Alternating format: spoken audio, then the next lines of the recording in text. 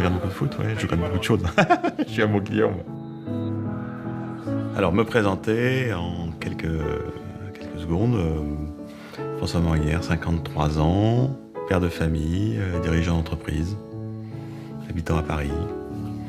Voilà, tout simplement.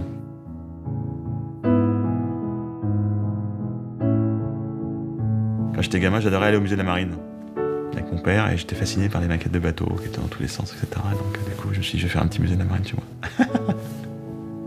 Ma vie de famille, j'ai du mal à la qualifier autrement que normale. Je dirais qu'on aime bien être ensemble souvent. Je pense qu'on est assez liés les uns aux autres et donc on aime beaucoup passer des moments ensemble, passer des vacances ensemble, ça c'est très important. Voilà. J'étais à Lisieux, donc tu vois, il faisait très beau aussi. Je travaille dans un groupe familial qui fait du vin, très sympa. Je le vois de l'autre côté du rideau, comme on dit. J'étais passionné de déguster les vins et de les goûter, maintenant je suis bien sûr passionné de voir comment on y arrive. On a mangé 4 dessus. Alors c'est vrai que j'ai un ami, c'est Eric Baumard. C'est le directeur du restaurant de l'hôtel Georges V à Paris. Et il est vice-champion du monde de sommellerie. Quand on se retrouve, on se raconte des histoires, on raconte des bouteilles qu'il a ouvertes de dingo pour des clients. C'est vrai que moi j'aime bien rencontrer là-bas. Alors après, j'ai pas les moyens d'y aller tous les jours, hein, que les gens se trompent pas. Et avant ça, j'ai eu la chance de diriger le journal de l'équipe. C'est vrai qu'on côtoie des champions, donc ça c'est sympa. Moi j'ai en souvenir un beau moment qui était donc il se trouve que dans la galaxie de l'équipe, il y a France Football, et France Football a créé le Ballon d'Or. Pelé n'a jamais eu le Ballon d'Or. Et j'ai dit à la FIFA, pourquoi on donnerait pas un Ballon d'Or d'honneur à Pelé? Il s'est mis à pleurer, il était hyper ému, parce qu'il a dit, c'est quelque chose que jamais je pensais pouvoir avoir ça. J'ai vu tous mes collègues, tous les grands du football l'avoir, moi j'ai jamais eu ça. Ça c'était fort.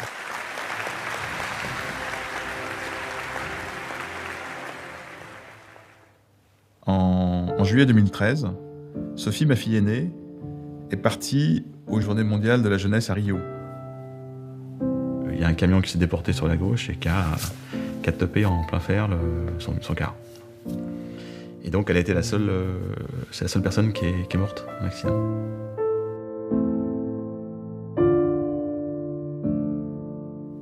J'étais en train de déjeuner à Paris, sur le point de retourner à l'équipe. C'est ma femme qui m'a appelé. Voilà, par téléphone. Dès le départ, c'est Béatrice qui prend le manche, ouais. Moi, je suis pas capable, donc voilà. C'est plus rien, quoi. On est complètement, on est laminé, détruit. Enfin voilà. Puis surtout au début, c'est inimaginable, quoi. Toujours dans la phase de, est-ce que c'est vraiment sûr, est-ce que voilà. Donc voilà. Que venían a esta jornada. Allí perdió la vida la joven Sophie Morinier y otros jóvenes resultaron heridos. Os invito a hacer un instante de silencio. Ceux qui vous entourent, qui soient, vous aident. Et on a été beaucoup entourés, beaucoup aidés, et donc on a eu beaucoup de chance de ce point de vue. Parce qu'on peut pas survivre à ça seul, c'est pas possible. Je suis en partie responsable de sa décision. On a retrouvé après un SMS, elle dit ce soir, papa en a parlé, j'ai décidé, ça y est, j'y vais. Je l'ai encouragée dans son idée, elle était hésitante. Donc je me dis, ben voilà, quelle idée j'ai eue, quoi.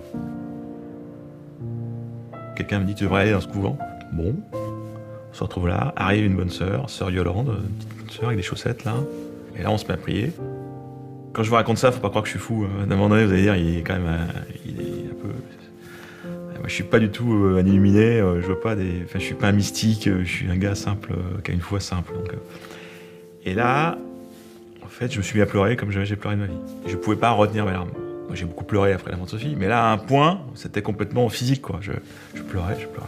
Mes enfants étaient complètement hallucinés, même ma femme me regardait. Je suis ressorti de là, je dis pas guéri, mais c'était une étape importante de guérison pour moi. J'étais vraiment différent le soir. J'étais comme si un truc avait été... j'avais lâché un espèce de boulet que je portais. Un peu plus d'1 an après, j'ai été contacté par David Milla en me demandant si je voulais bien participer à l'émission qui serait diffusée pour la Toussaint. Et c'est vrai que cette émission, on en a énormément parlé, elle a eu beaucoup de retentissement et ça m'a remis en tête l'impact et quand même l'audience de l'émission. Son nom vous dit peut-être quelque chose puisqu'il a dirigé... L'émission Le Jour du Seigneur, pour les croyants, c'est important que ça existe. Et aujourd'hui, c'est devenu une solution ordinaire pour plein de gens. Et effectivement, Madame Untel et Monsieur Untel, dans un village pensé un peu isolé, il n'y a pas de messe à l'horizon pendant 6 semaines minimum. Et puis si tu n'as pas de voiture, tu peux pas aller à la messe, quoi. Ce drame a créé une proximité avec Dieu que j'avais pas avant. Et puis l'amour est plus fort que la mort, oui, bien sûr. Et puis la mort m'a amené à rencontrer des gens exceptionnels. Donc je me suis enrichi moi-même de la mort. À cause de la mort, ma vie s'est enrichie de gens que je connaissais pas, qui m'ont beaucoup apporté. Vous savez, il y a une image très belle où on voit la lave de l'Etna, puis on voit des fleurs qui repoussent sur la lave. C'est assez étonnant, ça. Ben, c'est pareil, c'est-à-dire que là, c'est la lave qui est passée, vous êtes rectifié, calciné, et là, les fleurs repoussent. Donc l'amour repousse. Donc l'amour est plus fort que la mort.